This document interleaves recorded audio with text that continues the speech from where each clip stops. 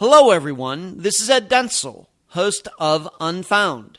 I wonder if you will consider becoming a supporter of this YouTube channel.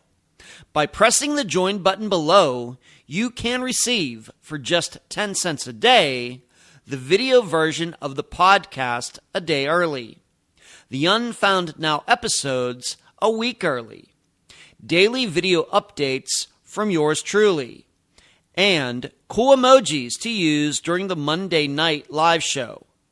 Please consider it as you watch the following spectacular video. Thanks. Angela Lee Freeman was a 17-year-old from Petal, Mississippi.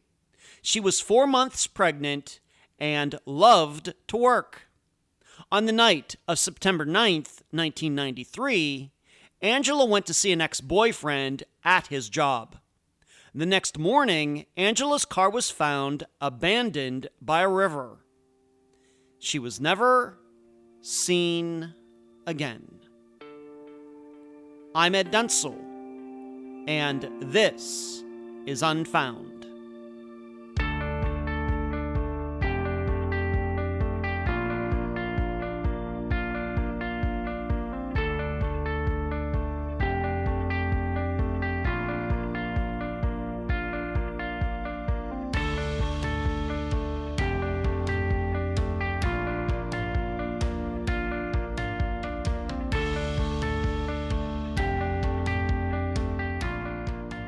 There are two words that have suddenly worked their way into my vocabulary since I started Unfound 6 years ago.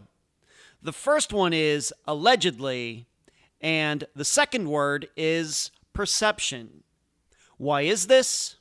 Because so much of what is discussed, whether in the interviews, in the think tank, in the discussion group, and in messages with all of you, so much of it is inferred.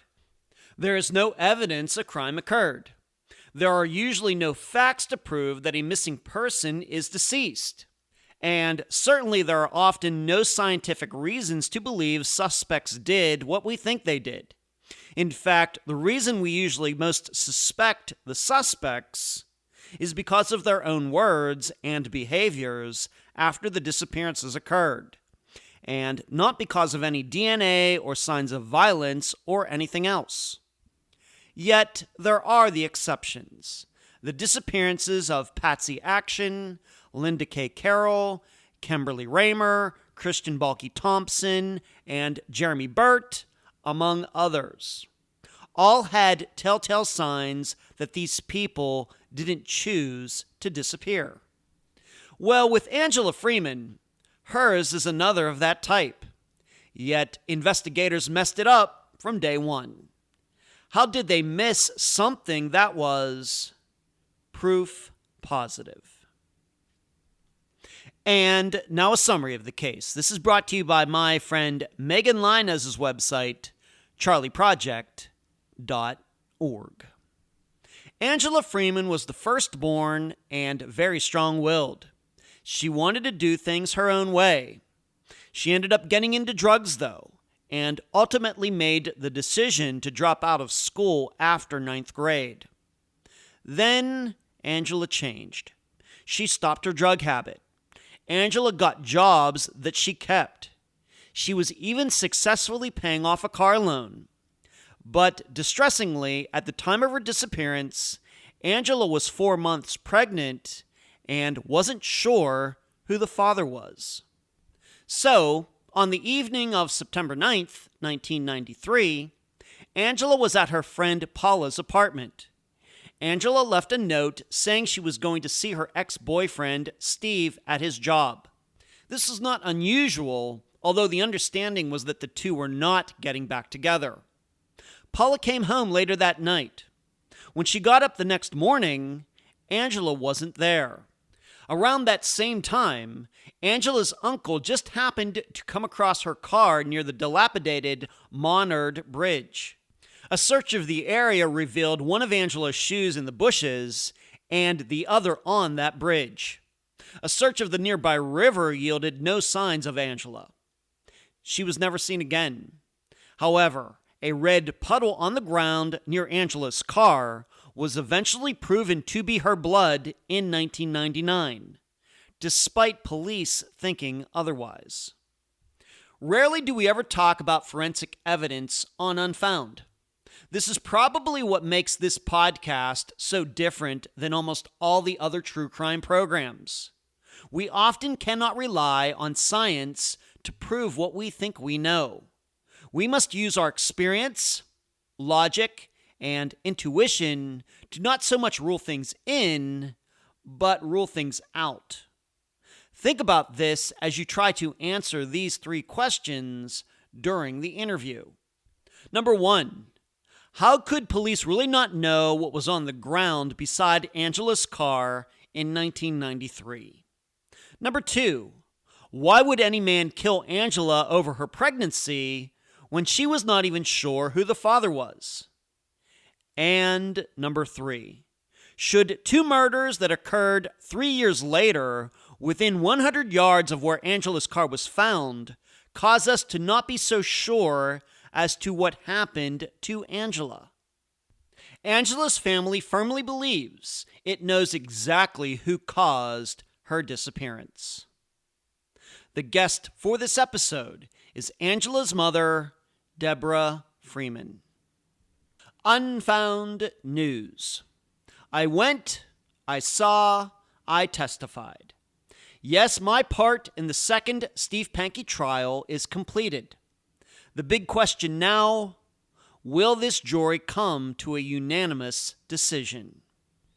Next, members of the Unfound Podcast Channel should be expecting another Unfound Now episode this coming week. For those of you who would also like to get the episode early, please press the join button under any Unfound video on YouTube. Finally, this upcoming week is a big one. Why? Iron Maiden is in town. Where you can find Unfound on these following podcast platforms: Spotify, iTunes, Stitcher, Podbean, and many others, especially outside the United States. The new podcast, Unfound Live, which comes out on Tuesdays, can also be found on these platforms. Social media sites: YouTube, Facebook, Instagram, Twitter, and the newest one, TikTok. Listener support sites: patreon.com/Unfound Podcast, paypal.me/Unfound Podcast. The website, theunfoundpodcast.com. The email address, unfoundpodcast@gmail.com.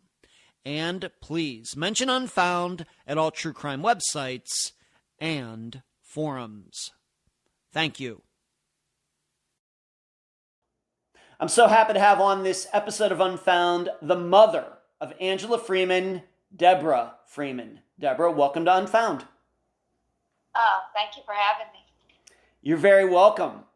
Let's start here, as we usually do when we have family members as guests. Let's just talk about your family. Of course, Angela is your daughter. How many other children do you have? And maybe you can just describe the Freeman family in the early 1990s. I have a son. Angela was my first one.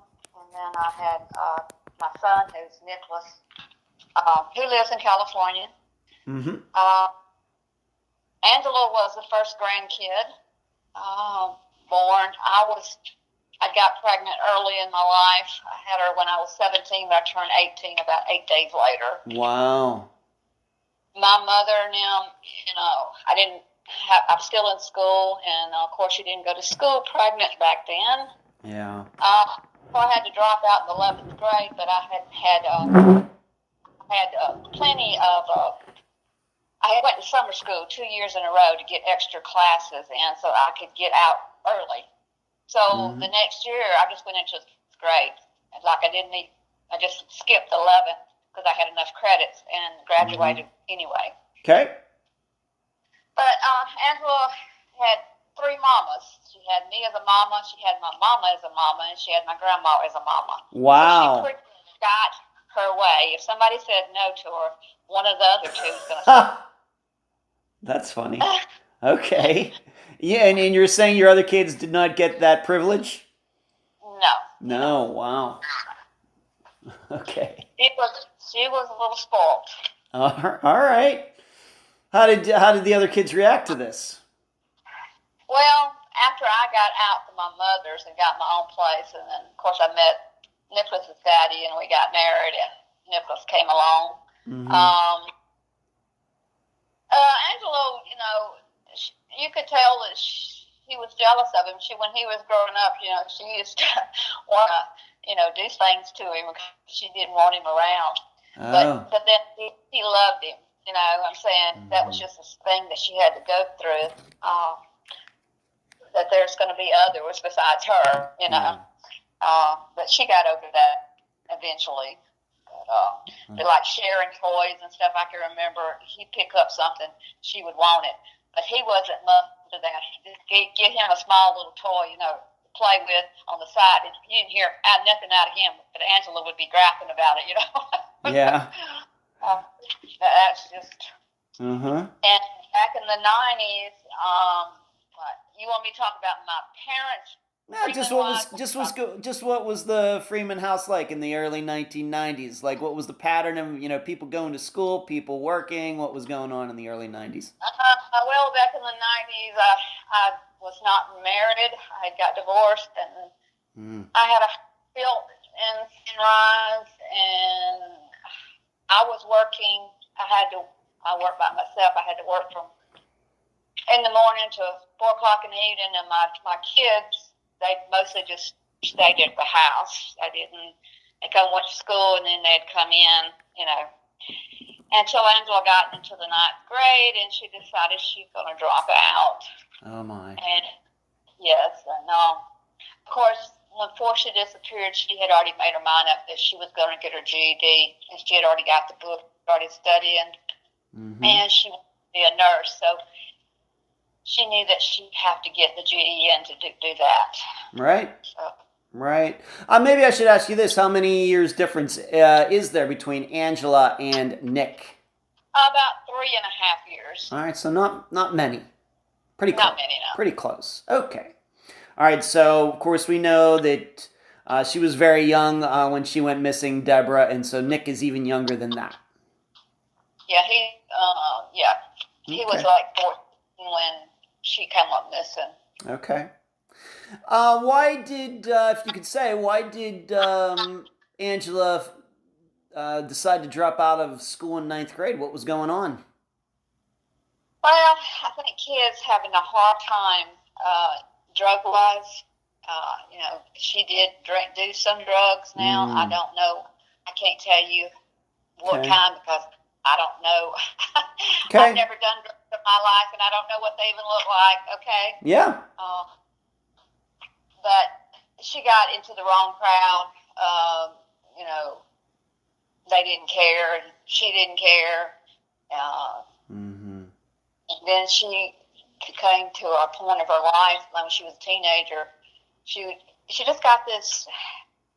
She loved me, but then again, she wanted to, almost like she hated me, Yeah. If I would correct her, she hates me,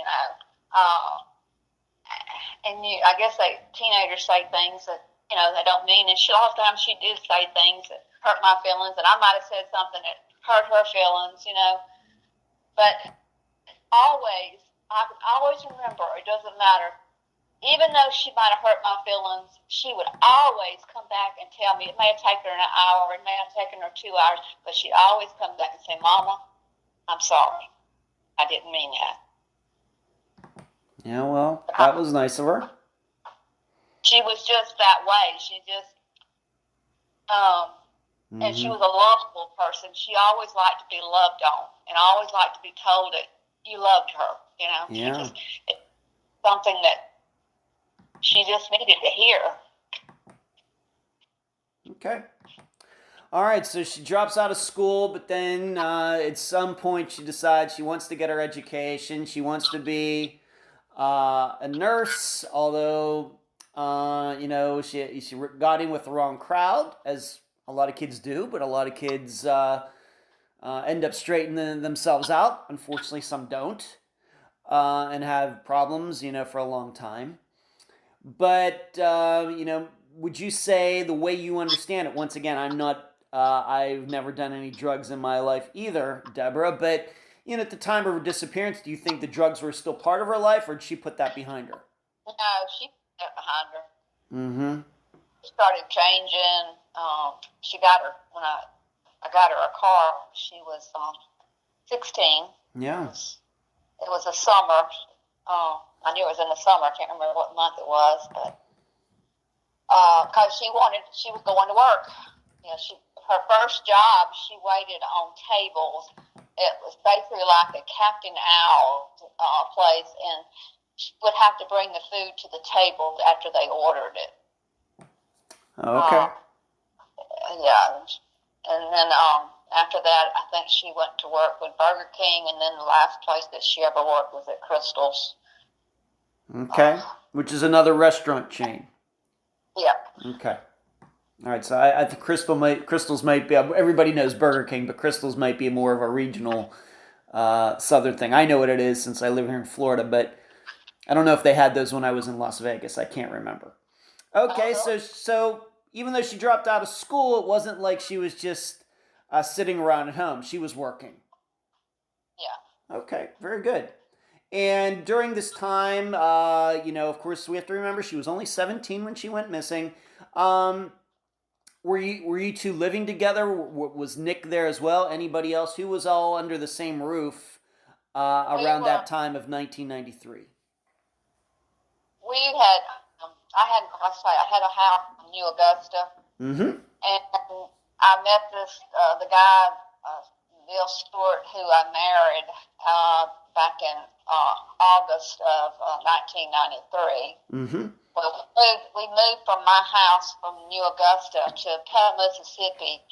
We bought a house there, and we moved in it in April of 1993. Okay. And Angela was living with us at the time because she had a room that's there. Now, she moved out a couple of times before we moved there because she couldn't get along with my boyfriend, or the person I was living with. I hadn't married yet. Okay. They did not get along whatsoever. All right. He wanted to be more of a pusher to tell her what to do, and Angela was raised without a mother, right? So she was very hard-headed. Yeah. You're not going to tell her what to do. You don't have nothing to do with her life, and that was the way. Yeah. But they didn't get along at all. Very common. Yes, very common. So we did move in April of 1993. She was living there then, and then she got mad with him, and she somehow or another, that's when she met Larry Posey, a boy that she went with. Okay. So somewhere down the line, and they weren't together no time, and she came back, and that's where she was until she disappeared. All right, so she was with Larry. We're going to get into Larry here in a little bit. But so she goes in with him. That doesn't work out. And then she decides, you know what, I'm just going to have to put up with the man in my mother's life. And she moves back in with you. Yeah. Okay. And we got married on August the 28th of 93. And she was in my wedding. She was my maid of honor. Mm-hmm. How did she feel about you getting married? Well, look back at the tapes now, and she's standing there beside me, and she's got tears rolling down her eyes. Wow. I wish that I had listened to her. Maybe it would have changed everything. Maybe. Okay. What do you mean by that, Deborah? I guess it's the decisions that you make in your life. You know, sometimes if you listen to your children, you may not get into that situation, you know? All right, so you're saying that you should have listened to Angela when she maybe thought that this guy wasn't good for you? Yes. Oh, okay. All right. Okay. All right, so I'm guessing that marriage didn't work out for you eventually? No, we ended up getting divorced because he thought that I should be over this and shouldn't carry this every day and get on with my life. Mm-hmm. You know, she's not coming back. Wow. And I guess his thinking and his running I got to the point where I couldn't stand him. Yeah. So he thought, so after, this is after, of course, Angela went missing, which wasn't too long after you got married, that he started saying, well, you know what, Deborah, you're just going to have to move on. Yep. Oh, my. Yeah. Okay. And I just couldn't. I tried. Right, no. Of course you shouldn't. Of course. We were married, I think, 11 years, maybe 10 and a half years. And then we lived together for 4 before we got married. But, yeah. No. Okay. All right. Well, let's move on to some issues. And because we're going to talk about, you already mentioned this car, and we want to talk about that because it does become a major part of her disappearance. So I think we need to, understand the context of all of it. This car, that by the time everybody hears our voices, I will have posted pictures of it because there are pictures out there. But you got it for her, or she bought it from you? She was making payments to you? What was the situation? I got the car. She didn't have no credit. Okay. And I bought the car, put it in my name, and gave her the key. Uh-huh. I had 2 sets of keys to it, so I put one up, and I gave her one. And I told her, all the thing I'm asking you to do is to pay your car payment. That's it. I will pay your insurance, just your car payment. But I wanted her to have responsibility. Yeah. Yeah.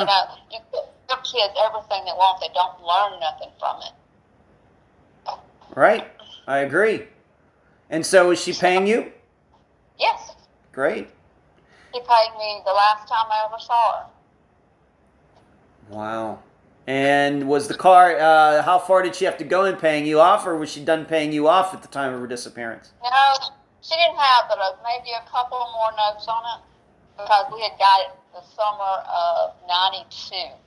All right. And it was a used car, it was Yeah. an 84. And this was in the 90s, so, wasn't a real expensive car, but something that get her back and forth. And the person I bought it from, I knew they took care of it, so that's the reason why. Plus, it was a Honda, and those things run forever. Yeah. Right? So that was a good. Hondas and Toyotas are pretty good cars. Yeah, that was a good choice. You didn't get her some junker. You got her a Honda, which was going to be reliable for her. Good choice. All right, so she's paying you back. She's being responsible. She has a job. She dropped out of school, but she's just not sitting around playing video games at the time. She's paying this loan back, so has a lot of responsibility in her life. So, maybe not thrilled about who her mother met, but then she moved back in with you. So, not pretty good for, once again, a teenager who dropped out of school. Maybe that's as much as we can hope for. Let's move on. So we have this car that she had, and once again, it's going to become... we'll be talking more about the car later. Let's talk about just in general. And his name is out there. I mean, you can easily find it online. So we're going to use his full name. This is not a secret where we have to cover up somebody's identity. Let's talk about Steve Lindsay. Just in general, how did Angela know him? Did they go to high school together? Or I know she dropped out, but still, was he from the neighborhood? How did the two know each other? Well, I didn't know that she knew him for probably months. What it was, she met him through somebody, a friend, and she found out that they used to get together on Friday or Saturday night. A bunch of boys would get together and play in a storage bin, drums, and they're not getting money for it, but they're just doing it to have something to do. Yeah. So she would go up there where this storage bin was and listen to them play. Well, I didn't know it for a month, but I thought she was in bed. And she would sneak out her window and take her. She'd haul butt up there where he was. Wow. Okay. So the last time I caught her, I got up in the middle of the night. Something woke me up, and I was going there to check on the kids, and Angela wasn't there. So I went into her and I said, "Where is your sister at?" And I'm not. You better don't lie to me, and stuff like that. Yeah. But it found out that she told Nicholas where she was going, that don't lock the window, that she'd be back, okay? So when she came back, I told Nicholas, I said, do not open that window. I said, if she's coming in here, she's coming through the front door. Right. Yeah. I think a lot of parents have been like this, yes. After that, she brought him out to the house to meet me. And if I would never expect the exact date, but when do you believe, was this in 1993, a month of 1993, or when? No, it had to be in 92, like the beginning of 92, or maybe right at the end of 91. Maybe. Wow, that long before. Yeah, but when he came, when I first met him, he was a gentleman, young. He was 21, I believe. May have been 20, somewhere in that land. But I thought, he was real nice, and I found out he'd been in the service, and I thought, okay. He come to my house. After that, he'd come in the house, and me and him would just sit and talk and laugh about something. He'd say something, and we used to go to Camper Park. We did go to Camper Park for Mother's Day back in 1992. Of May that year, we went to Camper Park. That's a little place that has animals and stuff. We had a picnic, is what we did, and he was there. I got him on video camera, I'm saying, and Angela and him all sitting there talking about, what they want to do and what they're going to, life holds. Yeah. Not afraid to talk to me about it. Just honest and respected, and he was one of those guys that, I thought he could get any woman. Okay. He was just one of those that had that attitude that, everybody wants me, So I guess what you're saying, though, is in general, you had a favorable impression of him at the time? Yes. Okay. Yes. And would you say that he and Angela were boyfriend and girlfriend? Yes. Okay. Yes. And when do you believe this started? Because it seems like at the time of her disappearance they weren't, but when do you believe this relationship started? In 92, they were together quite a bit. Okay. 93, they busted up the first of the year. Maybe the first, I can't remember if it was the first or March or something like that. He started seeing other people, supposed to be seeing other people. She was supposed to be going to see somebody, and that's when this Larry Posey come into her life. Okay.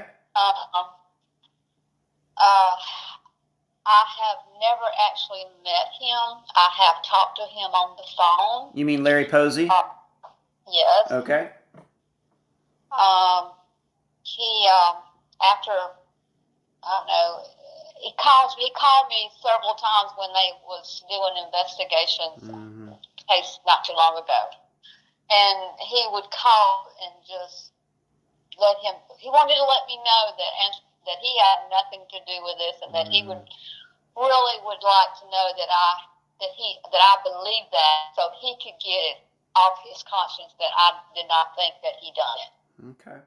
Let's just stick on Steve a little bit more here before we move. We'll get to talking a little bit more about Larry in a moment. But Steve, he's in your daughter's life, but for some reason in early 1993, I guess they break up. Once again, I realize you were not following Steve around and everything, but what maybe you were hearing from Angela, maybe what you just deduced was that he broke up, he was seeing other women, and would you say that at that point that Angela and he were having like an on-again, off-again relationship?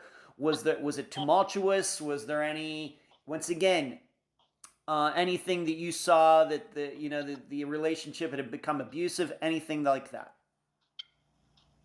I didn't see it because I heard it. Mm-hmm.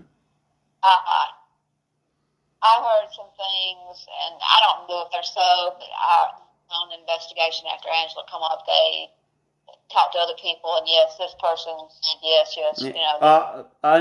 Deborah, all I'm asking you is anything I don't care what other people said. I'm asking you what you heard or saw between you and the two of them. Did you ever hear or see anything firsthand? She would not tell me. Yeah, but yeah, I did hear it. Okay. Like arguing and things like that? Something like that, like he had taken and hit her. Mm-hmm. Okay. But, it's one of those things, oh, honey, I'm sorry, I didn't mean to do that. Okay. But once again, though, you had, at least at the beginning, you had a pretty decent impression of him, and we're going to get into this next topic regarding her pregnancy, but your impression, like, for example, during the summer of 1993, how often do you think Steve and Angela were seeing each other, if you could even tell, if you even know? I didn't know. Mm-hmm. But Angela was, like I say, she was back at our place, and my son was at the house. He would tell me that Stephen came over today, and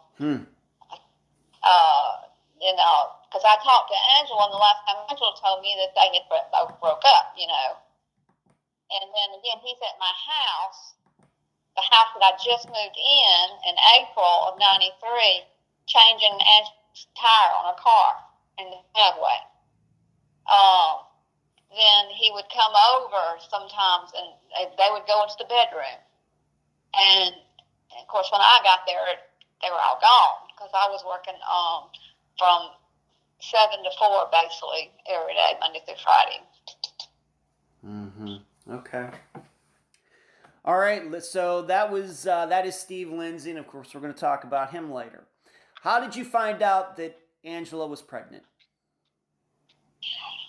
Well, she came in and told me I need to talk to your mom.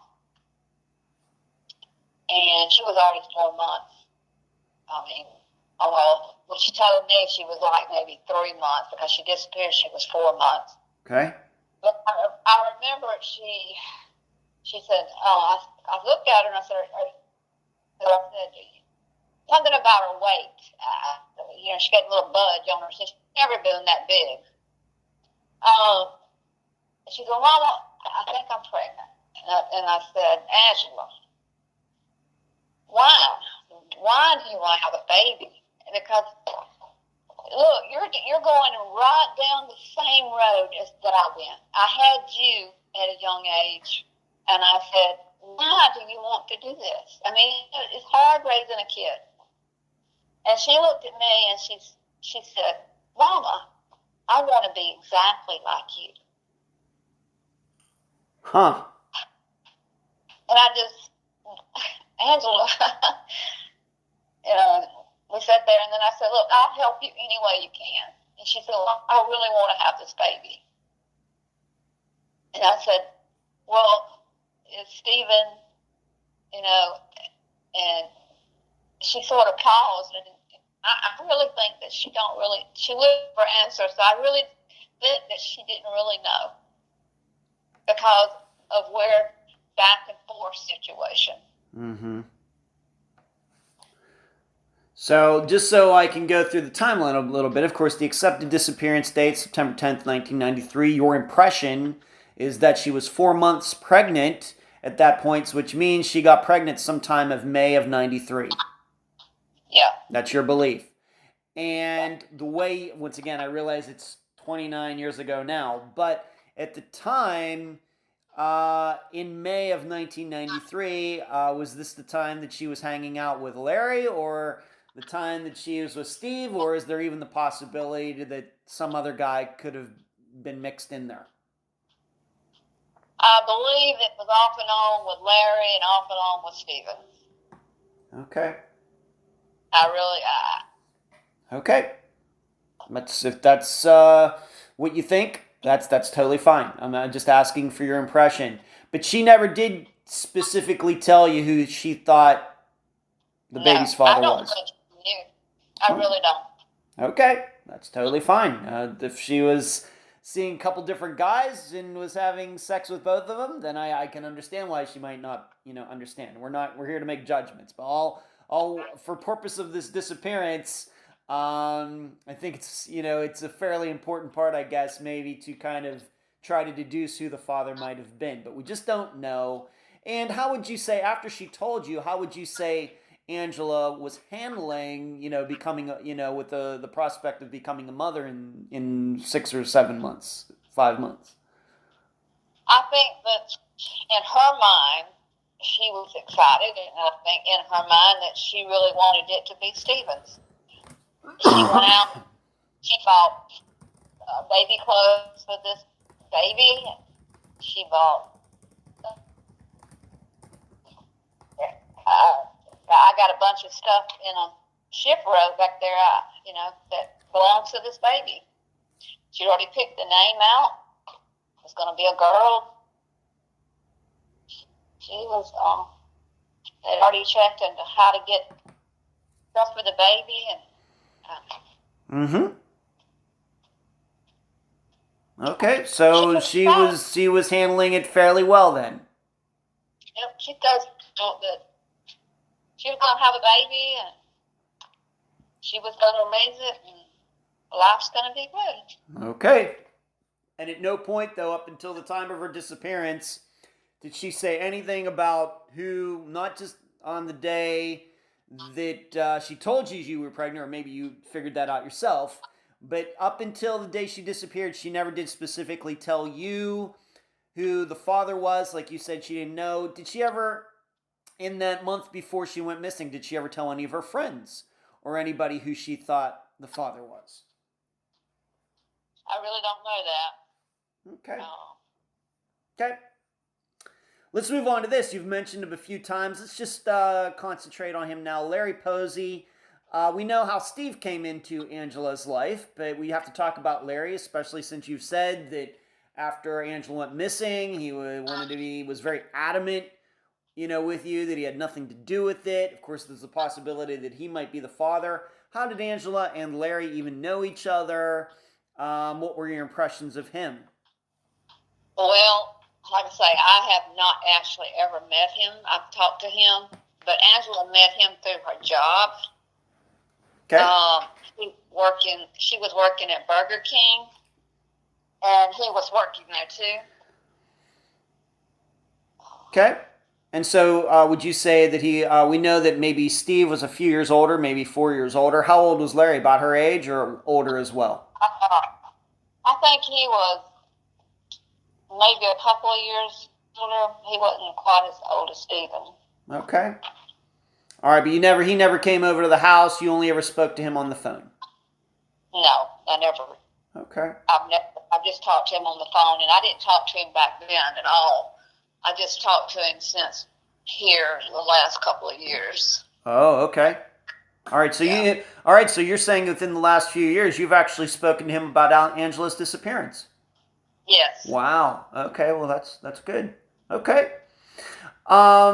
Regarding the pregnancy, and of course we're we're eventually going to get into why you and Steve did not have a lot of communication after Angela's disappearance. But did you ever speak to Larry after her disappearance about Angela being pregnant? I didn't. Like I say, I didn't know it. I didn't know how to get in touch with him. I didn't know nothing about him. Okay.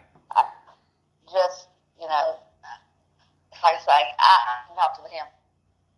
Only thing I say, he just has spoken out to me the last couple of years. Okay, so it didn't come up at the time that she was pregnant. Does he know now that, of course, now that Angela's disappearance is out there in the news over the last 29 years, obviously he now knows that she was pregnant at the time of her disappearance in these conversations.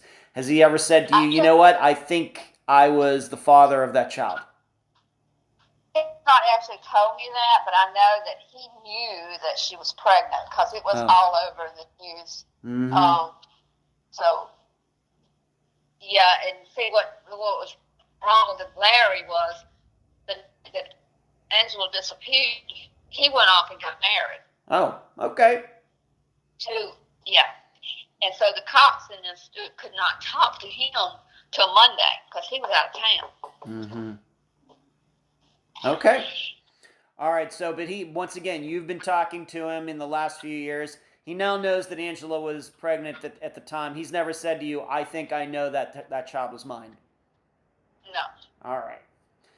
All right. So let's just move up. We'll now move up. We've, of course, talked about a lot of 1993, what was going on in Angela's life. A lot of things going on. Steve, Larry, the man in your life, her moving in with Larry, her moving back with you, you getting married. A lot of things going on in the Freeman family during this year. But in those weeks before, let's just go to the end of August of 1993. Just in general, how do you look back at that time then? Do you think that Angela's life was moving in a positive direction? Just overall, what were you thinking about her at that time? Well, like I said, she was in my marriage she was my maid of honor on August 28, 1993. She was, everything was good. She was staying there. She was working. She had everything. She wants to move out. She is definitely going to move out because she's bought stuff to move out with a girlfriend of hers that works at Crystal's. Okay. And, but I saw that she was going somewhere. She had got her nursing unit at night. Now, she didn't go out partying and stuff at night no more. She just went home, staying home. Yeah. So it sounds to me like she took getting pregnant as a very serious thing. She, as we know, unfortunately, a lot of women of all ages, they get pregnant. If they're partiers or whatever, they continue to be, keep their partying ways. Angela, though, she took on this responsibility and she was very serious about it. Yeah, she didn't drink. She didn't, that baby was important to her. Okay. And I think it was because she wanted to be loved so bad, and she loved Stephen really bad, like a puppy love. We all go through that. And she just wanted something to love on. Yeah. Okay. Let's move up to September 9th, 1993. She went to, is this the friend you're talking about, Paula? Is this the friend of hers from Crystal's? Yes. Okay. Was this, your understanding, what you remember, was this common for Angela to go over to Paula's, maybe stay the day, stay overnight? Was this common? This was common because she had told me that they were going to get an apartment together. And they were going to share the rent and stuff. So, Angela was not moved yet. She still had her stuff, but what she done, she went and bought a layaway and bought kitchen stuff or bathroom stuff, decorating stuff. And she had taken it over to Paula's and dumped it off. That Wednesday, the last time I ever saw her. Yeah. But when she came, when she came in the house that Wednesday, we're sitting there at a bar. I had a bar around my kitchen, and me and her and Nicholas are sitting there, and we're talking, and the first thing came up about the car payment. And she said, Mama, how much money? Oh, yeah, I owe you some money for the payment. So she gave me $80. And we sat there and we discussed, and her and her brother was talking, and they were laughing, and I don't remember all the conversation, but then she said she was going to go spend the night with Paula, and she said, I'm off from work until Saturday morning, she said. So I'll be back here Friday evening, she said. And I said, okay. And she walked out the door, and she said, Mama, I love you. And that's the last time I ever talked to her. Okay. All right, so she goes, and once again, what was your understanding of her going to Paula's? Staying over the night, coming back the next day, coming back late? What was your understanding of what she was going to do? She was going to come back Friday. Come back Friday. So leaving Wednesday, coming back Friday. Yep. All right, so she was going to spend 2 nights over there. Yep. All right, and do you, and your impression of Paula, good influence on her? Were you all for her moving in with Paula? Was Paula going to be a good influence on Angela? Well, she worked too, young girl, but I didn't really know her. I just know what Angela was telling me about her. Mm-hmm. And I thought she was a good person. Okay. So just so the listeners don't have to go to a calendar for 1993, the Wednesday that Deborah is talking about is actually September 8th. September 9th is a Thursday. September 10th is a Friday. So we move up then to the next day, September 9th, and I realize you were not there. The last time you saw Angela was on the Wednesday, but on the Thursday, what is your understanding of what went on that day over at the apartment where Angela was going to move? What is your understanding? All I know is that Paula had parents that live in Slidell, and anyway, she was going to Slidell to see her parents, and she asked Angela to go with her. And Angela told her no. She said wasn't feeling very well, that she was just going to lay around here, and that she might get out later, or she may go see Stephen. She didn't know. Mm-hmm. So the girl left, and when she came back in, there was a note. Oh, Angela, when she come in, Angela wasn't there. Okay. But there was a note that Angela had wrote, and she put it on the bar, and she said, I am going to see Stephen. I will be back later. Don't put the chain on the door. So when Paula got up the next morning, Friday morning, Angela was not there. Okay. Okay, so there's and for all the younger people in the crowd, in the audience, notes are what people used to leave before we got cell phones, right? Yeah, this is before cell phones. Yeah, this just would have been something sitting on a kitchen table on a counter saying, I went to see Stephen. And then so once again, Paula thought, she'll be back that night. Paula gets up the next morning, which would have been the 10th. And yep. Angela is not there. What did Paula do at that point? Well, I don't know if she done anything. I don't know. It was, I didn't talk to her. Okay. Because when I got the information, like I say, I don't remember talking to her. I just don't.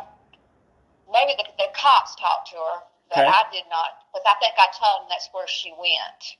Mm-hmm. Okay, but as far as having a number on her, I didn't have nothing on her. Okay, I guess what I'm saying is Paula gets up Friday morning, Angela's not there, her car's not there, and, maybe she's a little worried. For example, she didn't call you to ask, Angela's mother, I don't know where Angela is. Did she go back home? So Paula, for example, didn't call you. No. Okay. And she might have thought that Angela might be hooked up Stephen and they may be somewhere else. I don't know what he was thinking. Okay. And we should make clear that at the time was the understanding that Angela was going to meet Stephen at his work. He worked at a Pizza Hut Was that the understanding, or was it thinking that she was going to meet him at his house? No, she was going to Pizza Hut. Okay. And to your knowledge, was this common? Oh, yeah. All right. So she would go see Steve at his work, even though she didn't work there. Right. Okay. So we know now that Paula gets up, Angela's not there. When does everybody start getting a little worried that, nobody seems to know where Angela is? I remind everybody this is 1993, well before cell phones became a thing, although some people did have cell phones back in 1993, certainly even before the internet existed for everybody. So what did everybody do, and who was it that first figured out, something's wrong, Angela's missing?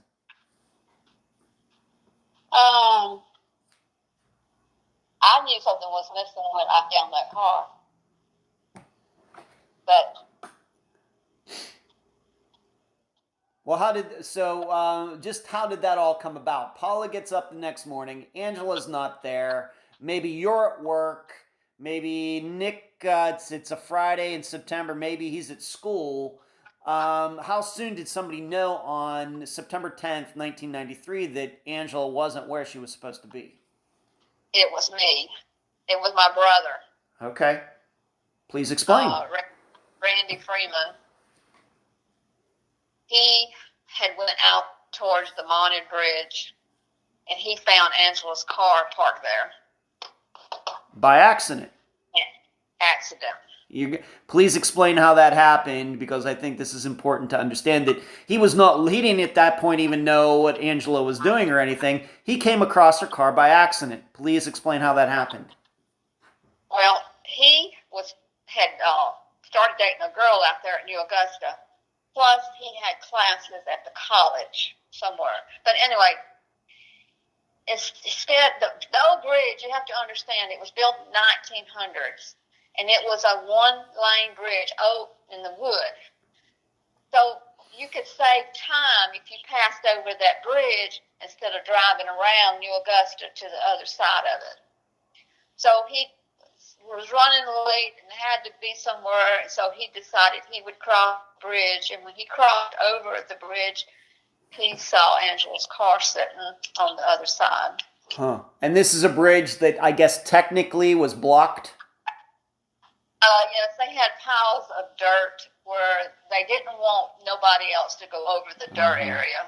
But they would, the people that lived there would cross it all the time. Okay. So it didn't matter to them. They wasn't scared of it. Okay. All right. So only somebody who was local would know that, would have taken that chance. And just coincidentally, and once again, listeners should know, I will be doing a map analysis to explain some of these locations and everything on YouTube as a supplemental to this episode.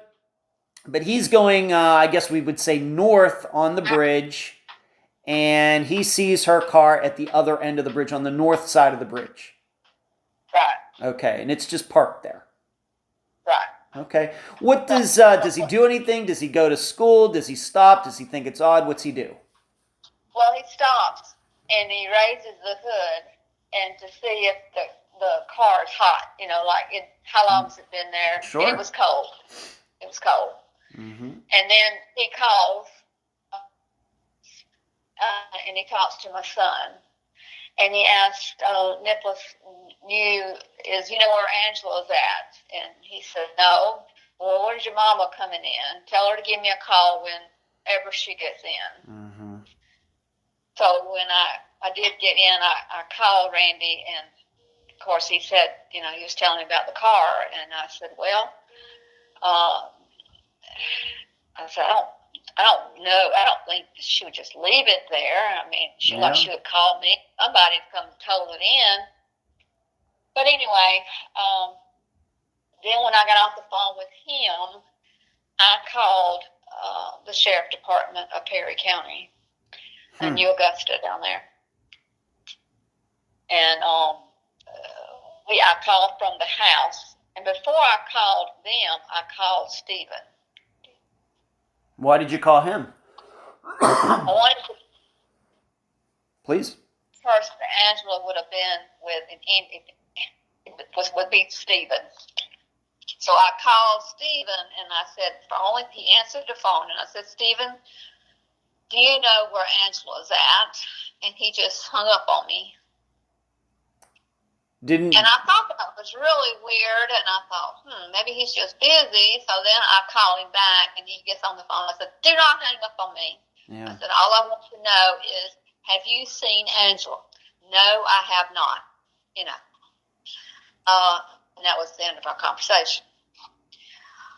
So then I called the sheriff department, and I told them that my daughter's car was out there by the Old Mountain Bridge, and I didn't know if anything was wrong.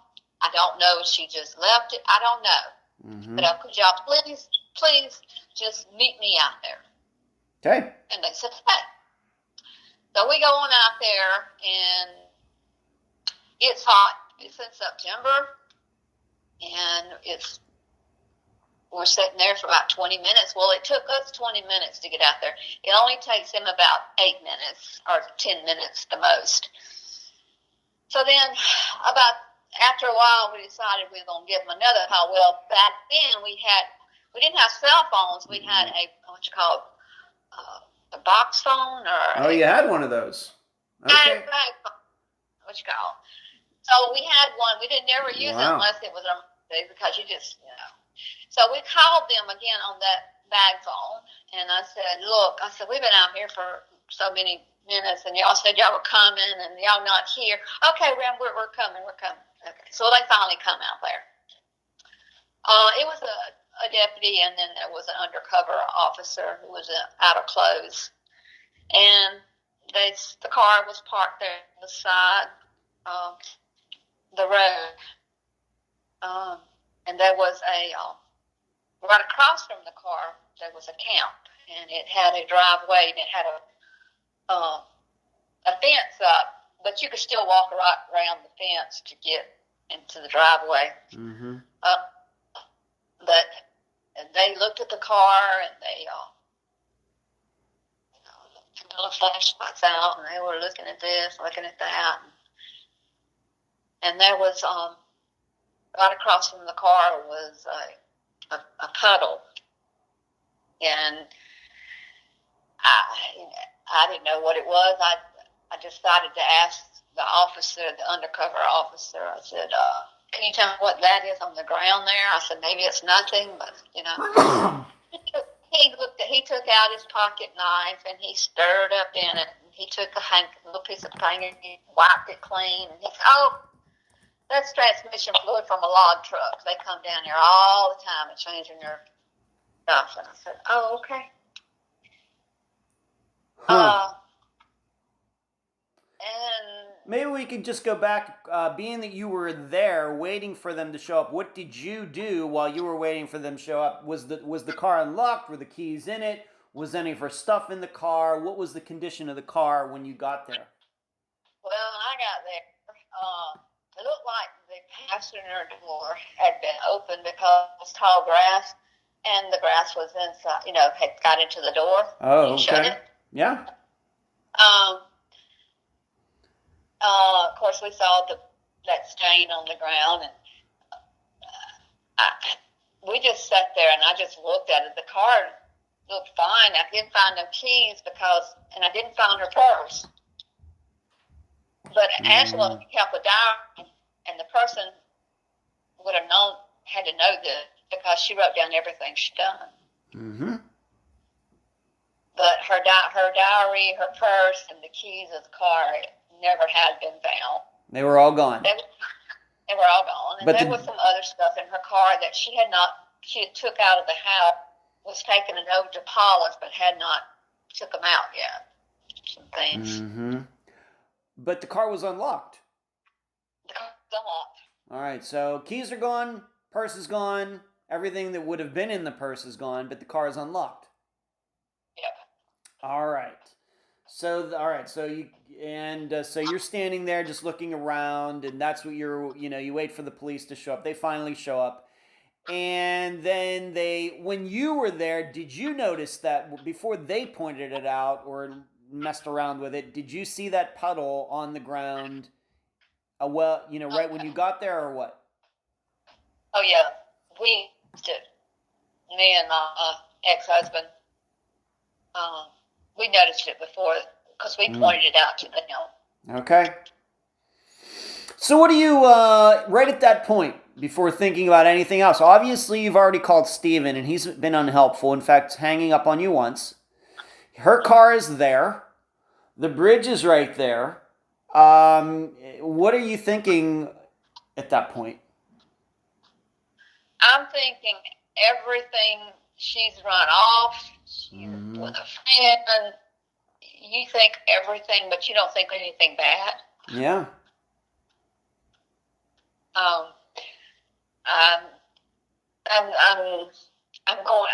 I'm here at this bridge. I need to be at the house because the phone may ring, Yeah.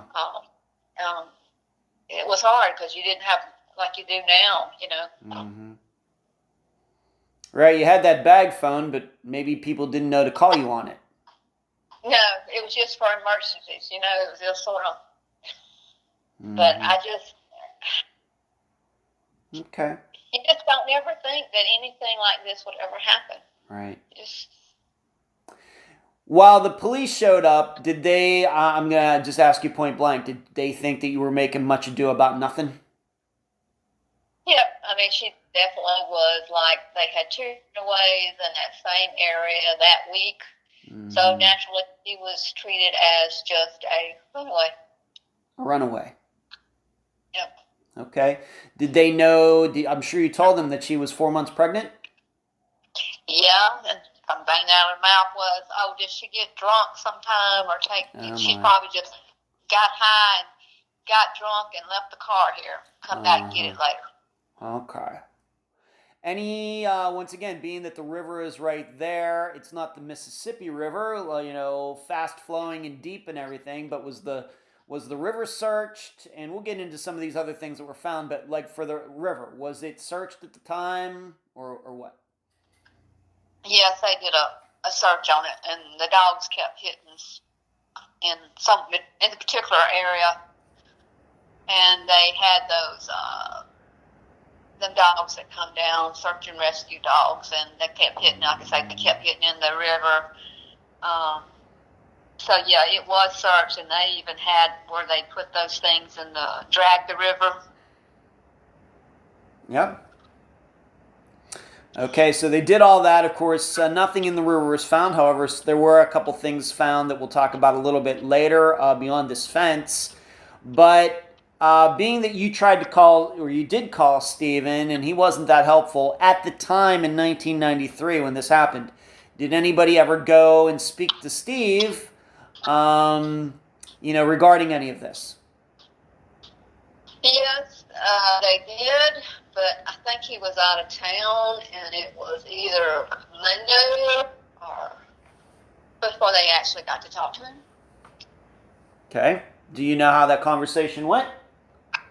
The first time they went in there, he lied to him. He said he hadn't seen her, and that was that. They let him walk out, and then they started doing their investigation and running into this, and they got talked to Paula about that she was going to go see him that morning with that little note. Mm-hmm.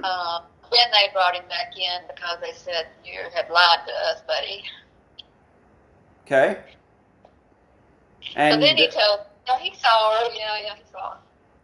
All right, so to start, the way you understand it, I realize you were not in the interrogation room or wherever this questioning happened, but your understanding is that when they first talked to him, he denied ever seeing her. Of course, that's what he told you, but then once this note was produced, that Angela was going to see Steve, and we just took for granted at Pizza Hut, were there witnesses at Pizza Hut who could verify that Angela was there that night to talk to Steven? Yes. Okay. All right. There was an interpreter there. All right. So he says he didn't see her, and then with more information, he decides to change his story. Okay. Yeah. Let's move on to this. This is where we're going to start first and what we might call the rest of the investigation. That puddle, of course, you saw it first when you showed up. The police show up, say it's transmission fluid. First of all, how big was this puddle? Would you say bigger or smaller than like a dinner plate? Probably up and down like a pin, and go the other way with a pin.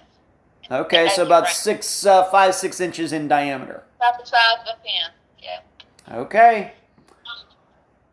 Did they collect that alleged transmission fluid? Did they collect some of it? Not that particular day, but yeah, they did eventually, yeah. Okay. What did that puddle of transmission fluid end up being? Blood. Was it Angela's blood? Yes. How long did it take for that to be determined?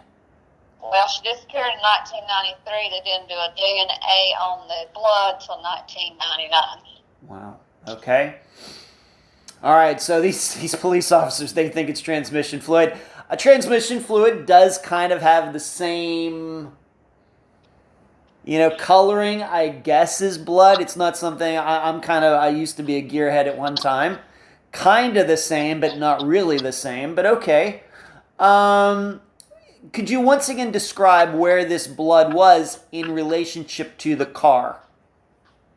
Car was parked on this. There's a road that goes down to the bridge. So this Angela, her car was parked on the side, so that way you didn't block cars coming.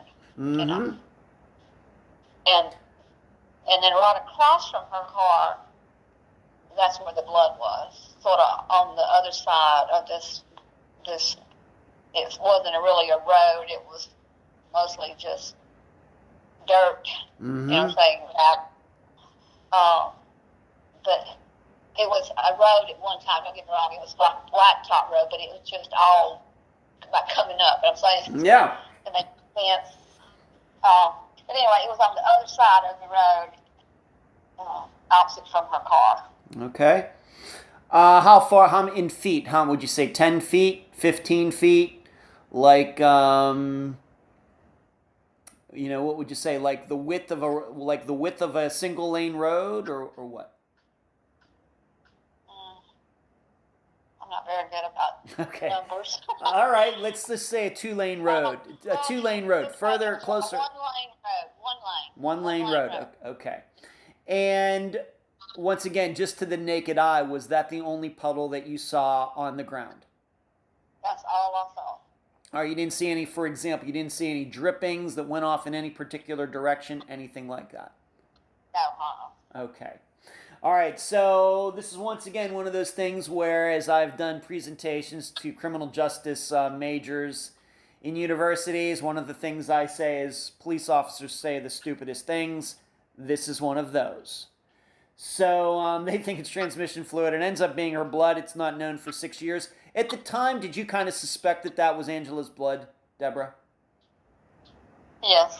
You did. Okay, so... Of course, what they told me, when they first found it back in 93. Mm-hmm. It's probably a deer or animal that was gutted, Uh-huh. Okay. Yeah. All right, so that ends up being Angela's blood, but not really scientifically determined to 1999, but any, I think, rational person would know that you got a missing woman, her car's there, there's this puddle of red stuff not too far away from the car. I don't know who in their right mind would think that it was transmission fluid or some animal blood. But anyway, regarding the car itself, though, my understanding is they found blood not maybe in the car, but on the car, correct? Yes. Where was that? After we drove the car home, because the people out there in Perry County told us that I asked them what were they going to do about this car. It was, and couldn't leave it out there because I come back and probably all the wheels would be off of them. Yeah. And they said, well, she says, why don't you just drive the car home, and if she don't show up in the next few days, we'll check more into it. So I had brought, I told you earlier that I had gave her a key, and I put the other key up, right? Yep. So I had brought the key that evening when I went out there because Randy said he didn't see no keys, So I put it in my purse when I went out there. So we drove the car back to the house. And we parked it in my backyard.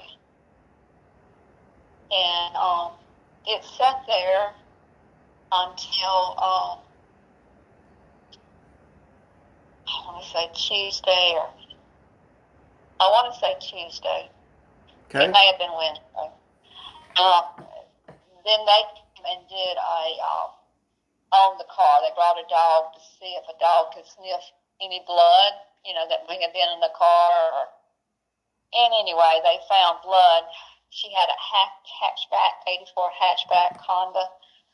And when you pull it down, the blood was in the tail light, and it was stringing down to her. So it wasn't until you actually got the car back to your house that you discovered there was more blood on the car than you realized? Right. Okay. At that point, I just have to ask, at that point, did you maybe drive back out there to see if more blood at least could be seen by the naked eye? Being that, you see the puddle in the ground, you know what it is, even though the police don't. You find also blood on the car. Did you drive back out there and try to find more blood in other places after that? We went out there, me and my family, it was like 15 or 20 of us, and we went up there and walked in woods out there around that bridge. Okay. But really, once again, to the naked eye, really couldn't see anything. No. Okay. That's not surprising.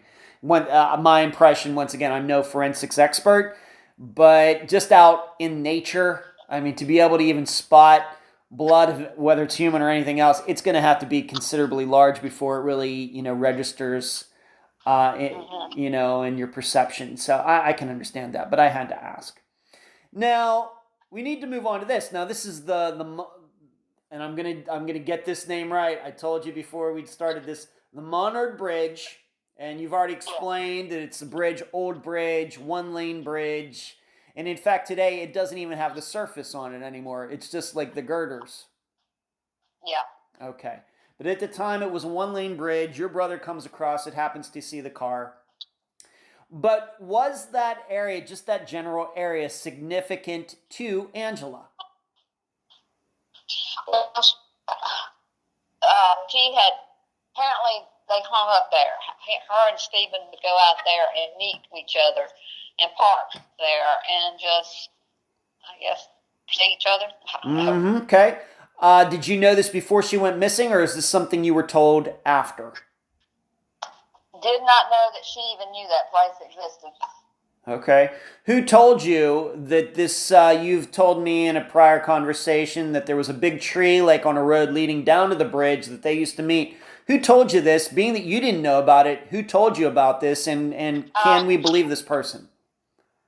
Well, the sheriff of Perry County, who's a new guy who took over, his daddy told him that he used to see that car and truck out there parked underneath that tree.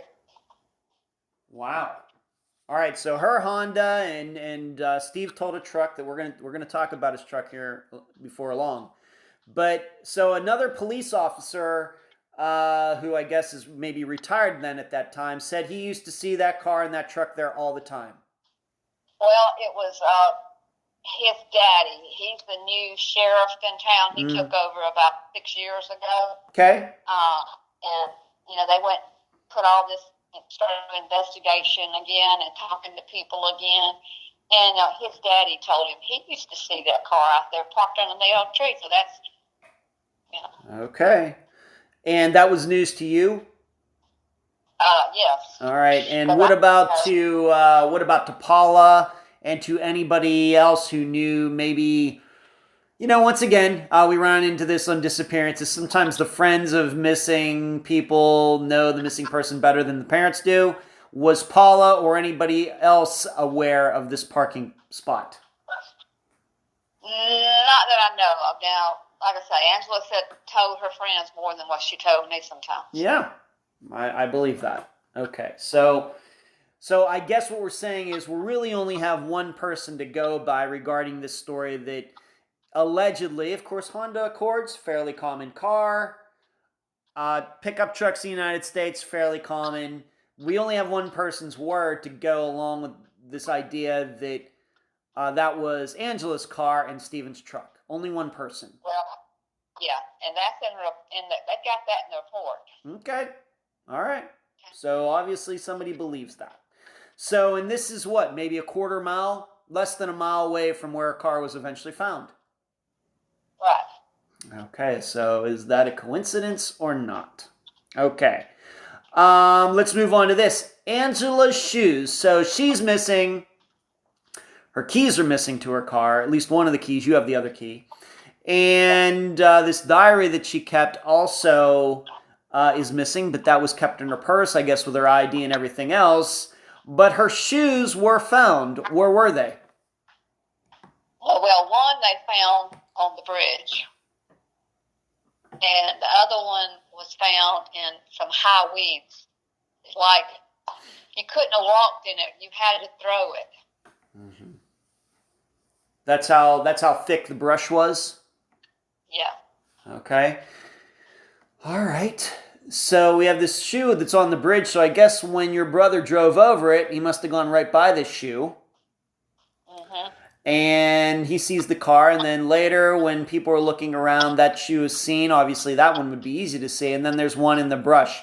Anything significant about these shoes? Any blood on them? Did the police collect them? What'd they do with them?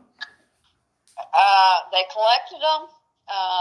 There was no blood on them, but they was Angela's size, and like I told them, I didn't know all that she wore, but I'm pretty sure that was hers. Okay. All right. So that's the only other piece of clothing of Angela's that was found, though. Yep, that was it, except for a piece of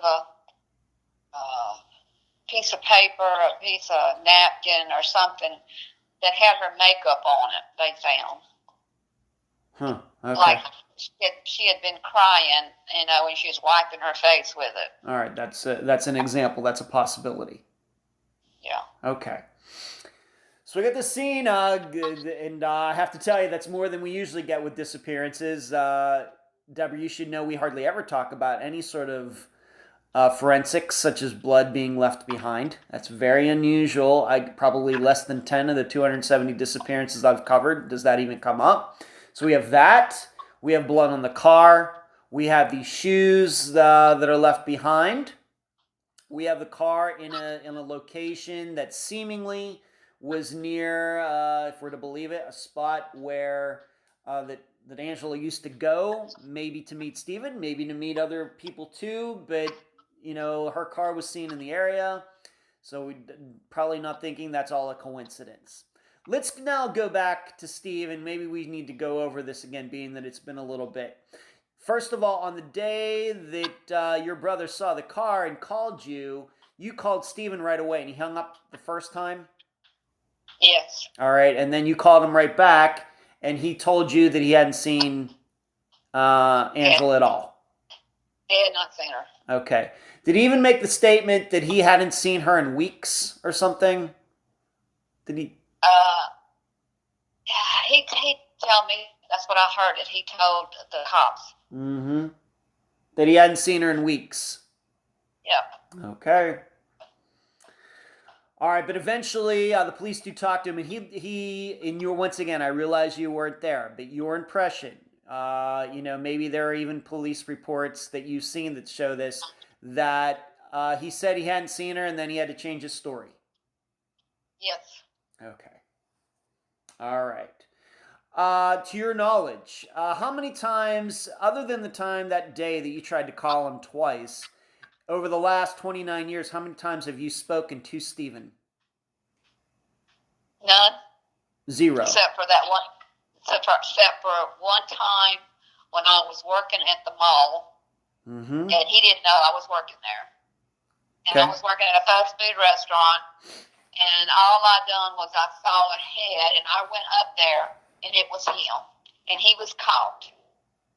Um, I said, Stephen, I said, how are you doing? I hadn't seen you since Angela's disappearance. And he said, oh no, I've been busy. And you could tell he was so uncomfortable talking to me. I'm sure. And you could tell he wanted to get away. And I said, what can I get you? And he said, can I get a glass of water? And he walked away. All right, so your impression, he saw you and wanted to get out of there as quickly as possible. Oh, yeah. Okay. In the last 29 years, being that you've only spoken to him once since the day you just ran into him by accident, to your knowledge, has he ever expressed his own theory to anybody regarding what happened to Angela? Like, has this even got back to you through the grapevine? Have the police ever told you, well, Stephen told us he thinks this happened? Anything like that?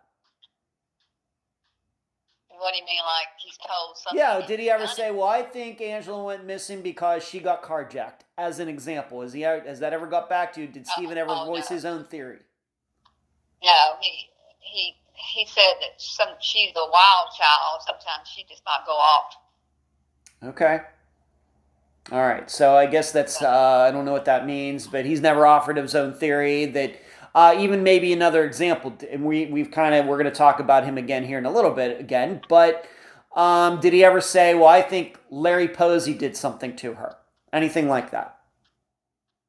He's never told me that. Okay.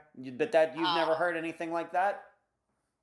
But I've heard through the years, like his sister would always bring it up. Well, how about the Posey guy, and not brother. Okay, well... That's some family member. Being that Steve knew Angela the best, we should only be concerned with what he thinks. He was the one that was the boyfriend. He was one that was friends with her. He was the one that went over to your house, and you thought seemingly good things about him for a while. He's the one who knew Angela the best, but he's never been specific about a theory, to your knowledge. Now, you've also told me, though, that I don't know if you knew this at the time or somehow you're going to have to say how you learned this, how you know this, that Steve actually did at the time of Angela's disappearance. He had a girlfriend who lived in another state. Yes. How do you know this? Who told you this? How do we know this is a fact? This is an investigation. This is true. Okay. Because he did have a girlfriend. And after Angela disappears, he runs up there and sees his girlfriend and wants her to lie for him in case the police call. How do we know that he did that? Is that in a police report that you've seen? Yes. All right. From what department? It is the cold case file of the guy who done been doing it for 13 or 14 years on it. Okay. And this isn't some private investigator. Is this an actual police officer in a local government? Right. Okay. So the story in this file, and if you have those files, I'd certainly like to see them. Do you have those files, Deborah? No, I don't. No. But you've seen them. I've seen them. Okay. He went over every strategy. He wrote down the paperwork, what he thought Stephen did morning after Angela's disappeared, where he went, how he tried to get out of it, because they couldn't find him till Monday. Okay. He takes off and leaves town. Okay. So what department? Who is responsible? This cold case investigator? What department was he with? What town? What county? He was working at Southern Miss University in Hattiesburg, Mississippi. He was in the police department there, but they started working on cold cases. Mm-hmm.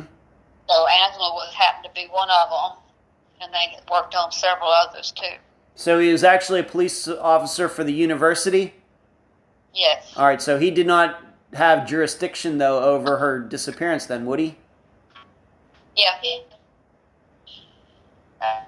he started out as a police officer in Petal.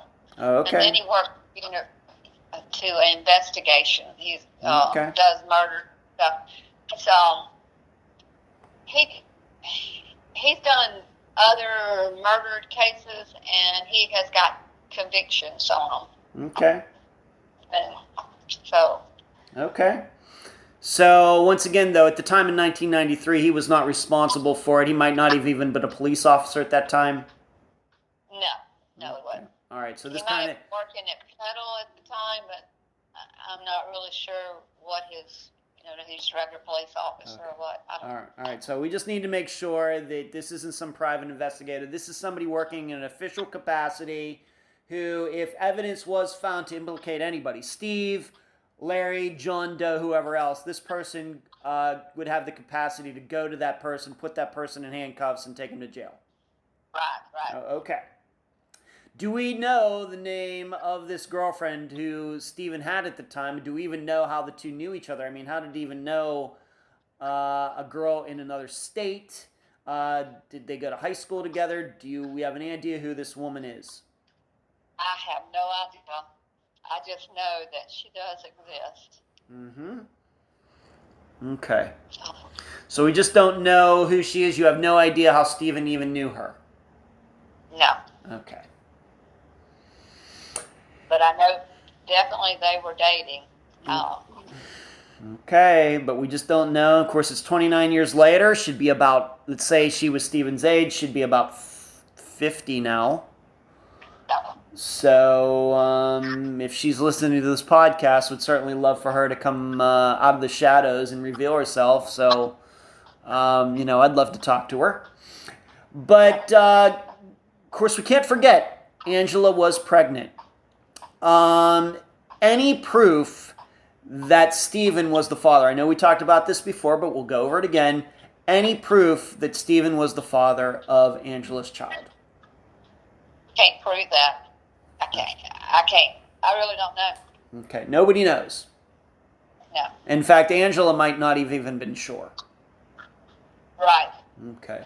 In your opinion, if there was a choice between her getting pregnant by Larry or her getting pregnant by Stephen, which one do you think she would have chosen? Stephen. Okay. Moving on to this, we do have a witness. And I don't know if this is from the work that we just talked about, this more recently, or is this something from 1993? You will have to explain that, Deborah. But there is a witness who talked about somebody cleaning a truck. Why don't you tell the listeners, when did you first hear about this? Who is this witness? How did this all happen? Well, Angela disappeared on early Friday morning. And later on it was said that somebody had, now I don't know who the person was. All I know is that it's in evidence. It is there, but I don't know their name. That they saw somebody cleaning out their truck out there somewhere like they're going towards Gulfport, somewhere. But if he put Angela in the back of his truck, it would make sense about Stephen doing that. Yeah, we can't talk about that. We're not going to get into that, Deborah. All I'm asking you is, did somebody see somebody else washing out a truck the night that Angela disappeared? Yes, somebody did. Okay. Do we know who this witness is? Do you know if this new cold case person has talked to this witness? Yes, they've been talking to him, but I can't give you a name. Okay. And did this witness say who this person cleaning out the truck could have been? Don't know that either. All right. They just, it was somebody, but I don't know if their name was ever come from.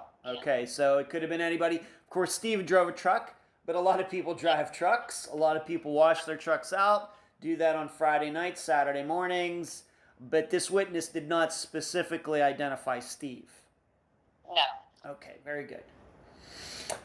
All right. Would you say, though, that this witness, where he or she saw this truck being washed out, would you say that it was in near Monard Bridge, or was it somewhere else? No, it was not near the Monard Bridge. Okay. Let's move on to this.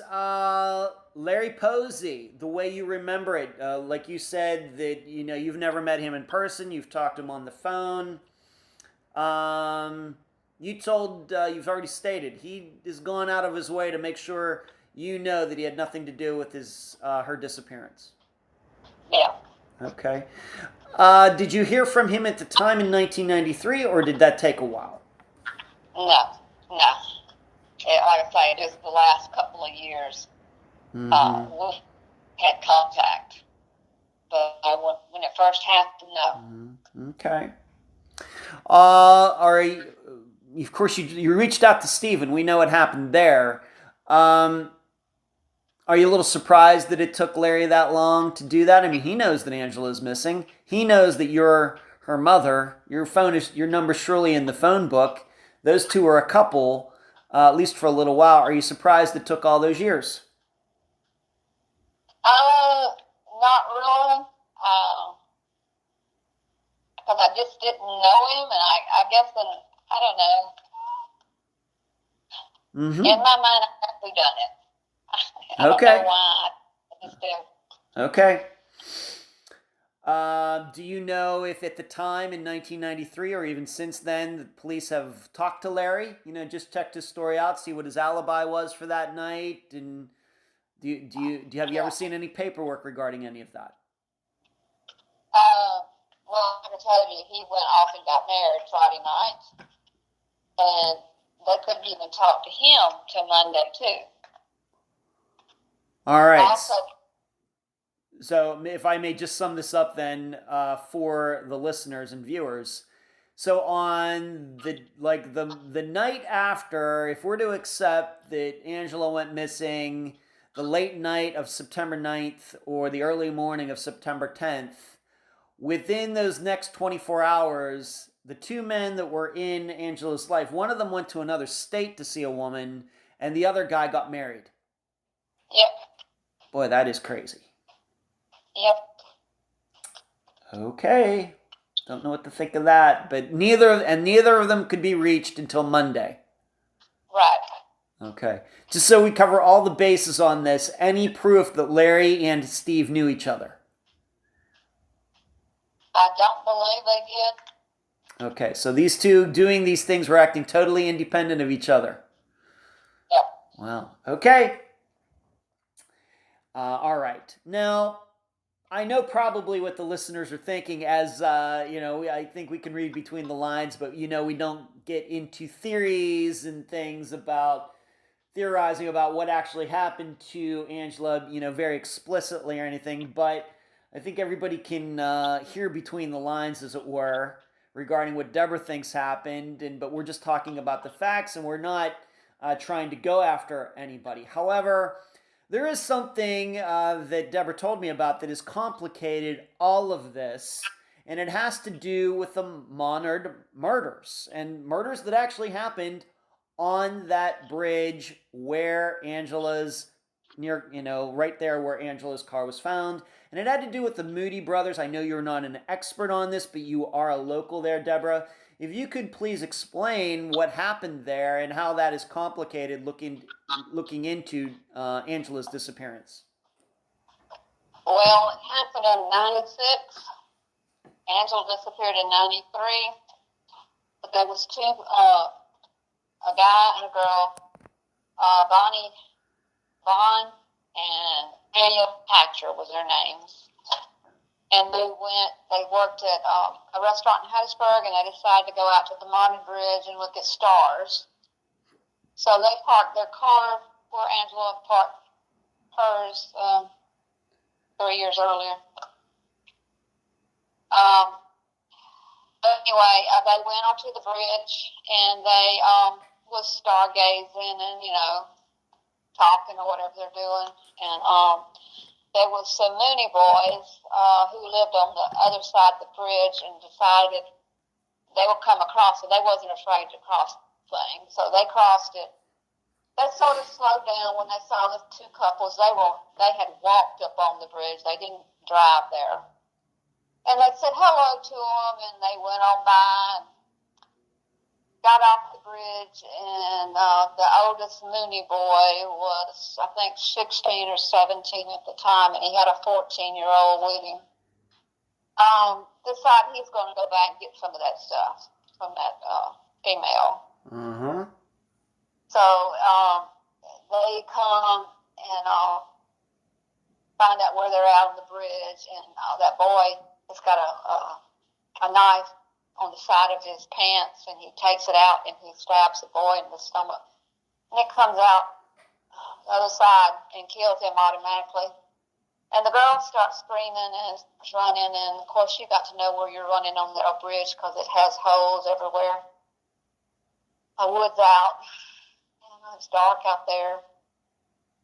Anyway, when they get her, they slam her against the rail, and they got both their bodies in their truck, and they go across the bridge to their home, and both of them decide they're going to rape the girl, and then they start digging a hole. They start throwing their bodies in there, and they realize the girl's still breathing. They take a water hose, and they slam it down her throat, and they don't stop until she stops breathing. Wow. And they bury her in the backyard. Huh. And so then, when all this happens and everything comes right back to Angela, living the same thing over, like we got a serial killer now, Yeah. So the 14-year-old, he couldn't sleep, couldn't eat. He was miserable. So he finally turns himself in and tells the cops what they've done and where their bodies is at. Huh. So they find them, and then they said they find another skeleton, and so then I got people at my door thinking they're going to find Angela. And then later they found out it was a nephew or something that he had murdered over a card money or something. They were playing cards and lost too much money. I don't know. Thought he was cheating. So they killed this family member right along the time they killed this couple. Yep. It was all like in one killing spree. Yep. Oh my. Okay. In your opinion, has this complicated trying to figure out what happened to Angela? Yes, it has. All right. Everybody thinks, the Moody boy's done it. Moody boy's done it. It just happened to be in the same place. Okay. The Moody boys had nothing to do with Angela's. Mm-hmm. I have to ask, how old were the Moody? You said one of them was 14. How old was the other one? 17, and then there was a 16-year-old they arrested because he helped kill the nephew with the 17-year-old. Okay. And so I guess what we're saying is 3 years before that, they would have all been like 13, 14 years old. Right. Okay. All right, and there's no proof that Angela even knew these guys? Not that I know of. Okay. Okay. So this is, I think the listeners can understand, even though I think we also can see why maybe they're not connected. I think we can see, on the other hand, why police, when that happens in 1996, they might want to reassess what they thought back happened in 1993. Are those the Moody, these guys, are they still alive? They're still in jail? They're still in jail. They didn't get death, but they got sentenced for life. Okay. And I think the 14-year-old and the other one, I think they got them a deal. I don't know. I can't remember what all is after. Right now, they're still in jail. Okay. All right. And just so the listeners know, I will post, I know there are several articles on newspapers.com regarding all of this, so you can read some of the articles that were written back in 1996 when all this happened, so you can understand, the thinking at the time of the people who were reporting on that. All right. So we have Angela going to meet Steve, and at some point her car ends up by this bridge. There's a puddle of her own blood there. There's blood on the car. Steve denies seeing her at first and has to admit it, although there's not necessarily any proof connecting him to that location, except for maybe this person who in the past saw Angela's car there and maybe Stephen's truck nearby, parked together. Maybe they were getting together near there, maybe. But Stephen goes out of town right after this happened. The other man in Angela's life, Larry, who she lived with for a little time in 1993, he, I don't know, coincidentally or conveniently, gets married the very next day after Angela disappears, which is who would have thunk it. And then to complicate everything even more, in 1996 you have these murders that take place within like 100 to 200 yards of where Angela's car was found. The last 29 years, Deborah, of course, we've just passed over 29 years since this all happened. We're doing this interview on October 15th, 2022. How horrible have the last 29 years been? It's not a day goes by I don't think about her. Yeah. But I learned to survive, and so that I can go on. Because it will take a toll on you. Yeah. The not knowing, I still don't know. I mean, I know that she's probably dead, but do you know for a fact? You still got that candle burning in you. Right. Sure. Of course. And I keep hoping one day I'll get a knock at the door and the cops will tell me, Deborah, it's over. We got him. Mm-hmm. Should ask you this. Stephen, where did he live at the time, and what has he done with his life since? Where was he living at home, or Angela was getting ready to move out, but was he living with family? Was he living on his own? Where was he living? Was it near this location? And what has he done with his life since 1993? He was living with his mama, and he lived there till about maybe 8 years ago, and he moved into a little old trailer that he rents, a rundown trailer, and he got married. Mm-hmm. They've had one child together, and she had two from another marriage, so he went to college all them years. He was going to be somebody. He hasn't went nowhere. Okay. All right, so what you're saying, you even said that he was in the military for a while? Yes. All right, so he did that, he went to school, and I guess what you're saying is he's somewhat of an underachiever? Yep. Okay. For that, you can't do anything with your life when you live with so much guilt. Mm-hmm. And you said that he was living with his mother at the time, this location near where the bridge is? Yeah. It is. Okay. How has, of course, you have another child, Nicholas. How has this affected him? How has he lived with this for the last 29 years? For a while there, I had to worry about Nicholas. He got very depressed. I bet.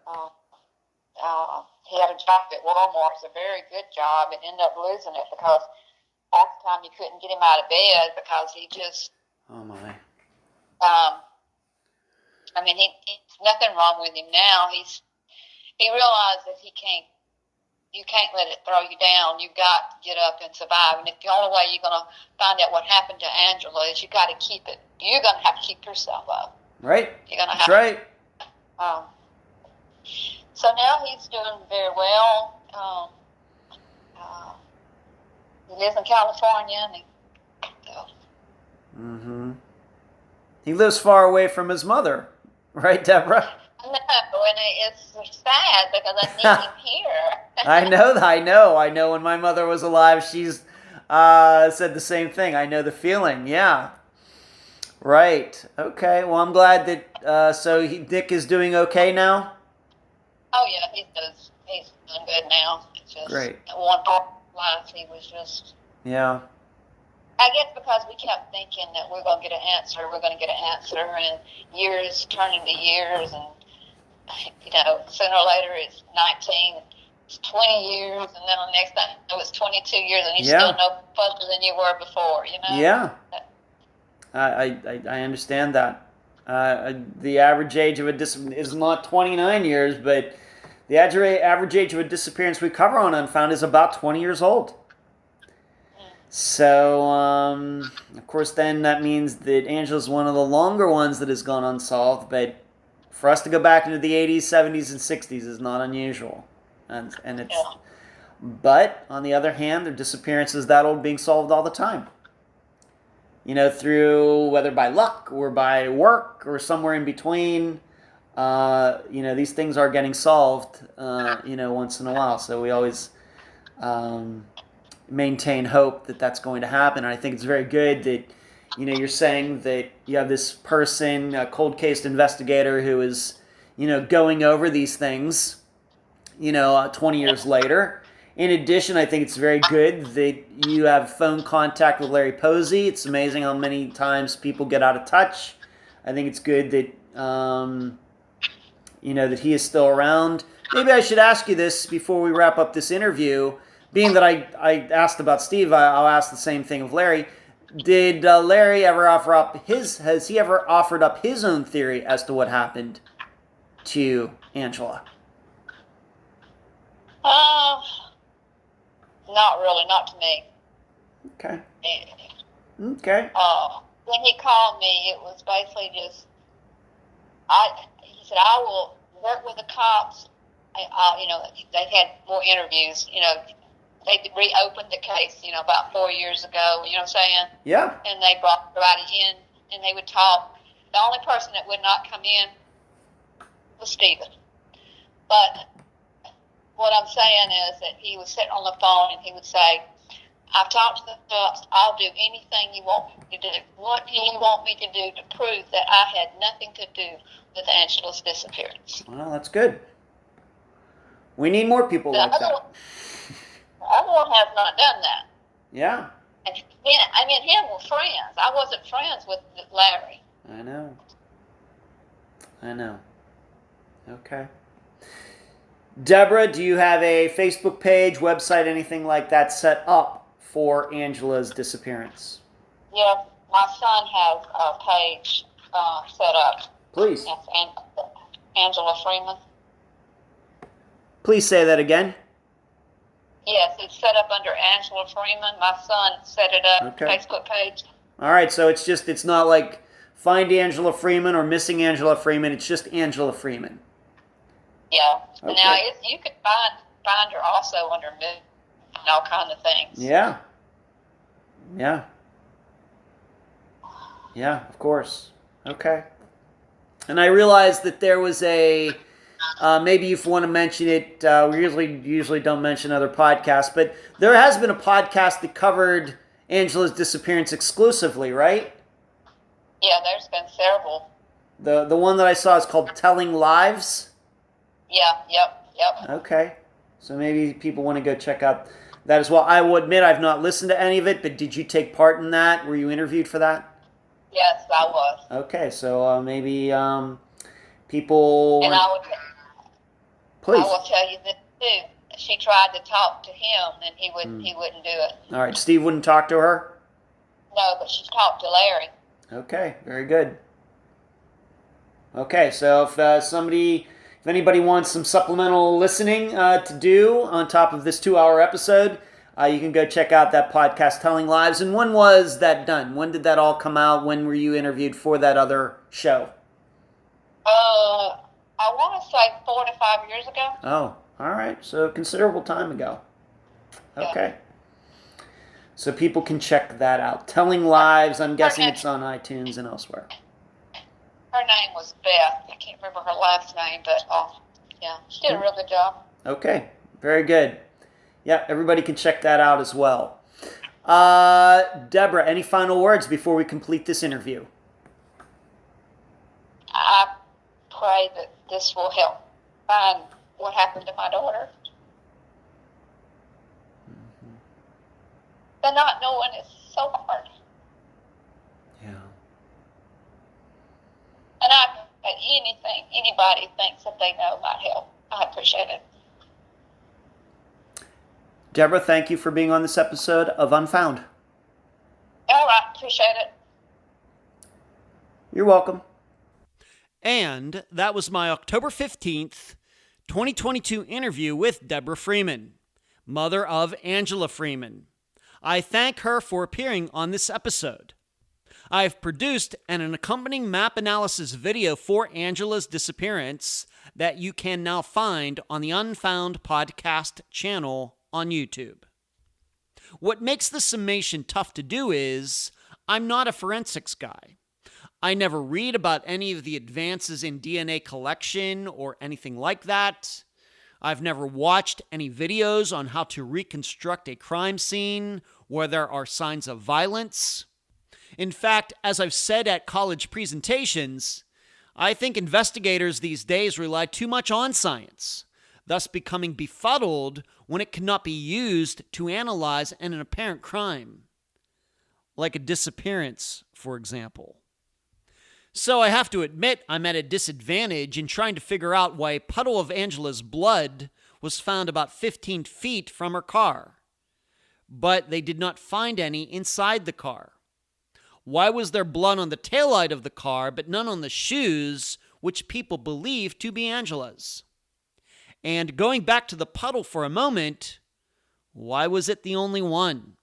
In addition, why didn't there seem to be any drops leading from that puddle in any direction? My guess is many of you have more experience in this area. So I would like to hear how you put all those forensic facts together into a coherent theory as to what happened at Angela's car.